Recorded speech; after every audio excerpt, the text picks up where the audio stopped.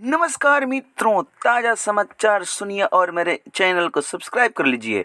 एक और थावे थाना में केस दर्ज हो चुका है। यह भोजपुरी के जाने माने गीतकार कहानीकार अक्षयबर बाबा केस दर्ज किए हैं, एफआईआर किए हैं। इसका कारण यह है कि एक गोपालगंज जिले के कृष्णा यादव व्यास नाम का गायक है, वह गया है गीत छौकता जुबानमा और ये जोरों शोरों पे वायरल हो रहा है। और देखिए, इस पे बौखलाए हुए बहुत साफ सुथरा गाना लिखने वाले भोजपुरी जगत के महान गीतकार अक्षयबर बाबा अब कहे हैं कि मैं अब किसी को बख्शूंगा नहीं, चाहे वो गीतकार हो या कहानीकार हो या गायक हो। जो भी अश्लील गाना लिखेगा गाएगा उन सभी पर केस दर्ज किया जाएगा और खिचड़ी खाएंगे ये लोग जेल का, तब मानेंगे।